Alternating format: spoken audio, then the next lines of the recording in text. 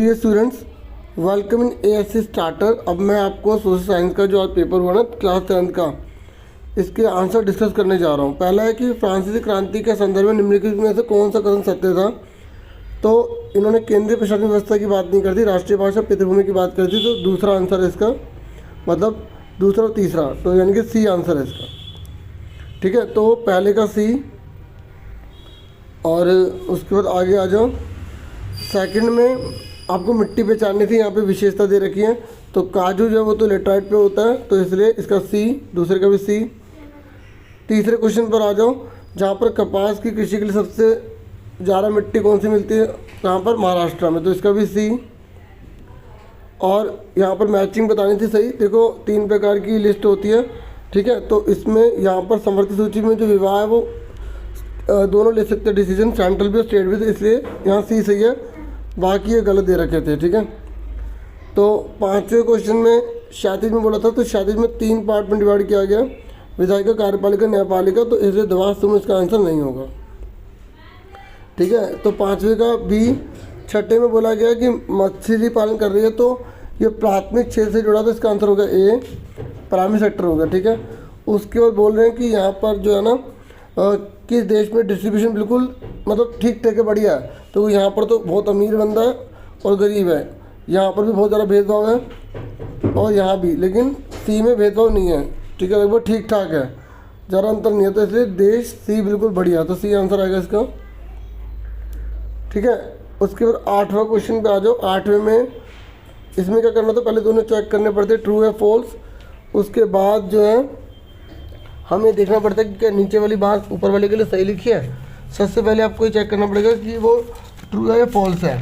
ठीक है, तो क्वेश्चन नंबर 8वें की अगर मैं बात करूं, यहाँ लिखा है 1848 के बाद यूरोप में राष्ट्रवाद का जनतंत्र और क्रांति से अलग हुई, तो बिल्कुल साफ साफ गलत लिखा है और ये बिल्कुल ठीक है। तो जब हमारा कारण सही होता है तो हम डी पर टिक करते हैं, इसका डी आंसर आएगा। ठीक है, उसके बाद फिर है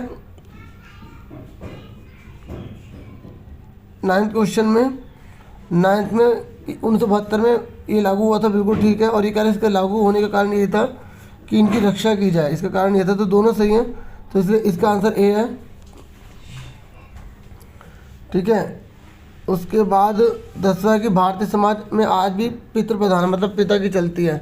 कह रहे हैं इसका कारण ये था कि महिला शिक्षा के मामले में भारत में आज भी पिछड़ा हुआ है, तो पितृ प्रधान इसलिए थोड़े कि महिला को पढ़ाया नहीं जा रहा। ठीक है, पितृ प्रधान जो कुछ संस्कार रीति रिवाज इस प्रकार के बना रखे हैं जिससे पितृ प्रधान ही हो रहा है, तो ये इसका कारण नहीं है। ठीक है, लेकिन दोनों सही जरूर लिखे हैं, तो इसलिए इसका आंसर बी आएगा। ठीक है, बी आंसर है इसका। फिर 11वां बांग्लादेश एक विकासशील देश है, बिल्कुल ठीक है। कह रहे कारण ये कि यहाँ पे अच्छी शिक्षा नहीं है, तो ये भी एक कारण है। एक कारण भी मिल जाए तो उसको हम सही मानते हैं। ठीक है, इसलिए इसका आंसर ए है। उसके बाद जो है 12वां क्वेश्चन है, कह रहा बहुत अच्छा जीवन स्तर है, स्वास्थ्य और सुरक्षा भी बहुत अच्छी है, तो वो विकसित देश में ही होता है। ठीक है, डेवलप कंट्री में होता है, जब बहुत अच्छी पैरिटी हर चीज़ में गए। तो 13 क्वेश्चन है, ट्रू या फॉल्स कि जो बात छाप कवच है वो साम्राज्य की शक्ति का प्रतीक है। तो आपने देखा होगा जो मैंने आपको हिस्ट्री के चैप्टर कराए थे बिल्कुल सेम, मतलब काफ़ी क्वेश्चन कवर हुए हिस्ट्री वाले, तो ये ट्रू था। ठीक है, और ये कह रहे जो तलवार है वो रेडीनेस टू फॉर फाइट का प्रतीक है, ये भी बिल्कुल ट्रू है, दोनों ही ट्रू थे, कोई भी करते ट्रू था। ये कह रहा औद्योगिकरण के कारण जो है वो जल संसाधनों का ह्रास हो रहा है, हाँ ये भी ट्रू है। ये कह रहे यूरोपीय संघ की राजधानी श्रीलंका में, ये बिल्कुल फॉल्स है क्योंकि ब्रूसलेस है जो कि बेल्जियम में है। ये कह रहे बिस्मार्क इटली से था, नहीं जी, बिस्मार्क जो है वो जर्मनी से था, जर्मनी के एकीकरण में इतनी बड़ी भूमिका निभाई। ठीक है, और बाकी आपसे जिससे मैजनी का पूछता तो इटली का था, तो आपको अच्छे से याद होना चाहिए, क्योंकि बच्चे इसमें कंफ्यूज होते हैं और वही यहाँ किया गया है। और ये कह रहा है जो ब्रूट्स लैंड है ना वो आयोग रिपोर्ट 97 में आई थी, नहीं गलत, 1987 में आई थी, तो ये फॉल्स है। यहाँ पर ये भी फॉल्स है, ये भी फॉल्स है। अच्छा, इसको ठीक करके लिखना है बच्चों में, तो यहाँ पर आप जर्मनी लिख देंगे या 1987 लिख देंगे। और यहाँ पर भी ठीक करना है कि तरबूज खरीफ की फसल है, तो आप बता दो कि नहीं जायद होती है, जायद होती है ना, क्योंकि जो रबी और खरीफ के बीच में उगते हैं। आपने देखा होगा जियोग्राफी के मैंने जो आपको नोट्स प्रोवाइड करे थे, तो उसमें काफ़ी कवर हो गए हैं। ये कह रहे 7 आकर संग बनाना, देखो 2 प्रकार के होते हैं, एक आकर और एक लेकर। ठीक है, तो 7 आकर संघ बनाने का उदाहरण है स्पेन। ठीक है, तो जब आपको इसमें लिखा है ना क्वेश्चन में, आपको ठीक करके लिखना है। तो 7 आकर में आप एक उदाहरण दे सकते हैं। ठीक है, ये 7 लेकर में है। अच्छा, ये 7 लेकर है, होल्डिंग टुगेदर में है, तो आप इसकी जगह 7 लेकर लिख देंगे। और भारत भी जो है 7 लेकर में है। अमेरिका जो है वो 7 आकर में, जिस पे अंडरलाइन किया उसको ठीक करना है।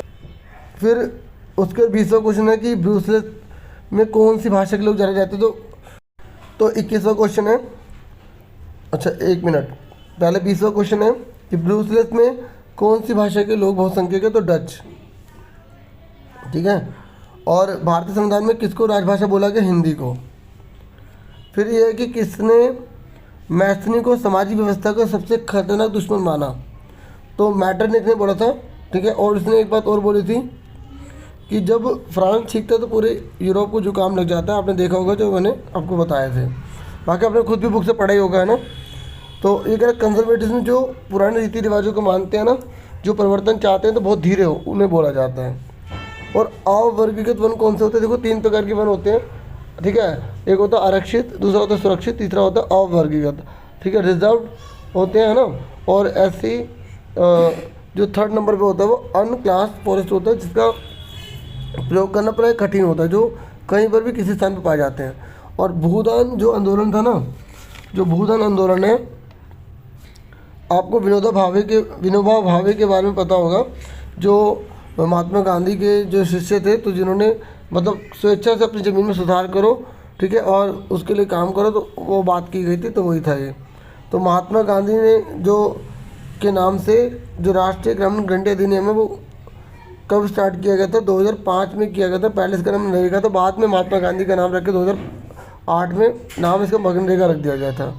इसमें एक परिवार के सदस्य को 100 दिन की नौकरी मिलेगी, और पहले 200 जिलों में लागू था, बाद में 600 जिलों में कर दिया गया। 1/3 महिलाओं के लिए आरक्षण किया गया।